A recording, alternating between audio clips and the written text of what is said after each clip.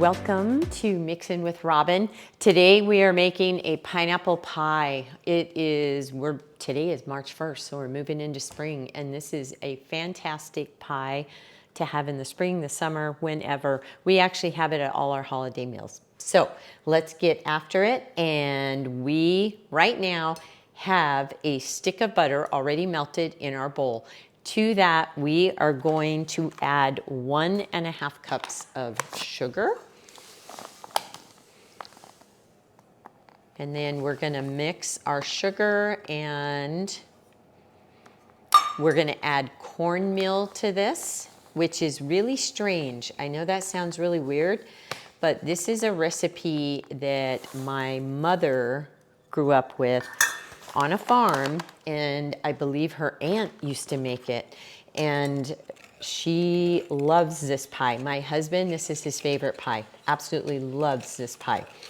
So my mom makes it for my husband all the time.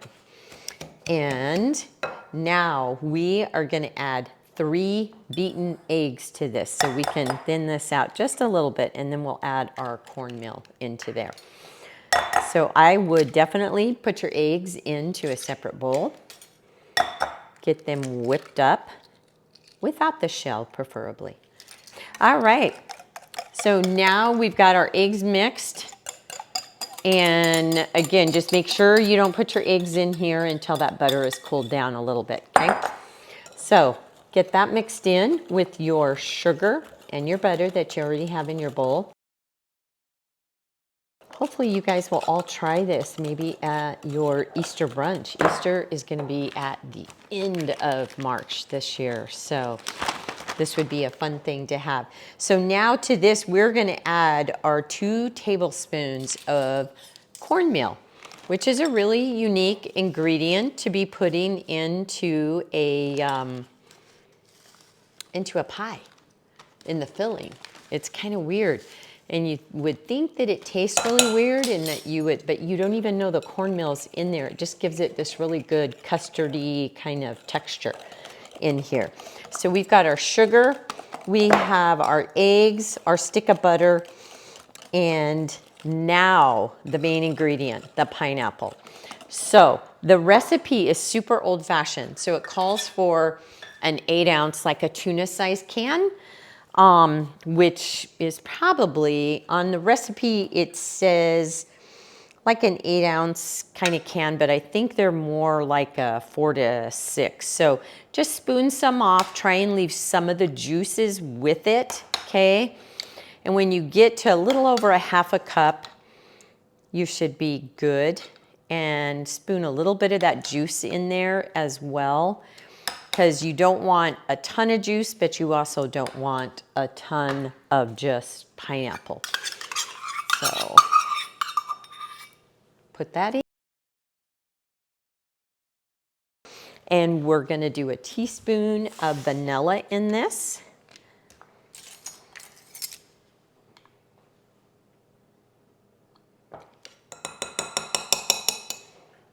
Okay. And then, I don't know how many of you get the pleasure of cooking with the Mexican vanilla, but it has such a great flavor, super, super good. So hopefully you do use that. And now let's get our flour in there, and then we will be ready. And you only need a tablespoon of the flour because we've already put that cornmeal in to give it a little bit of a thickening agent. So once we get this in, we're gonna keep mixing, and we'll be back, and I'm gonna show you, we're gonna pour it into a pie shell, and I'll show you how to do that, and then we're gonna bake it. All right, we are getting our crust ready for our pineapple pie that we just mixed up. It's sitting here in the bowl. You can make a homemade pie crust. Some of you may have a favorite. Out of all the years of baking that I've done, probably making a pie crust was my least favorite. I don't know why, but it was my least favorite. So I am not opposed to buying the Pillsbury pie crust. I love them. They're great. they serve their purpose for my pies. So anyway, and all you do is just kind of press it down in. You do not have to poke holes in this because your filling is just going to hold it down. You can do the little old school knuckle and make the little cute little indentations in it and go around the edge of the pie. Whatever floats your boat. And then you're going to pour it in. Just pour that filling into your pie crust. We're going to pop this in a 350 oven, and it is going to bake for a little bit of time. It's anywhere between 40 to 60 minutes, depending on. And so what you want to do is kind of like, if any of you have ever made like a cheesecake and it kind of cooks from the outside to the inside, and it's got a little bit of jiggleness, you don't want to take it out yet. You want to keep it in there. But it will thicken and get like a custard, and it won't be able to move or jiggle. So just kind of keep a close eye on it when it's in the oven, but between 40 and 60 minutes. So when this pie is done, we'll take it out and show you what it looks like.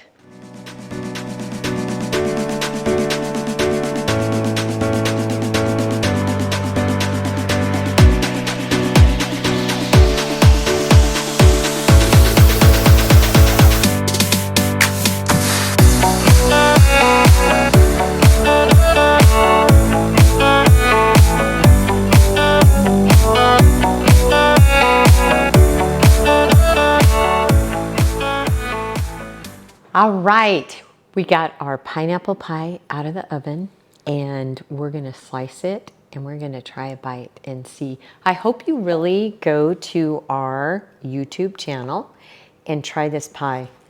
It is amazing. It's a pie that my mom ate as a little girl, and my mom is going to be 84 years old this year. So this pie has been around a long time, and I think it's been around a long time, and it is delish. So I hope that you guys will try it. It's kind of a custard looking pie. You can put a dollop of Cool Whip on it, but try it, take a bite, let us know if you like it. So good. So good. Really good after it's been in the fridge for a while and it's chilled, still just slightly warm from cooking this afternoon.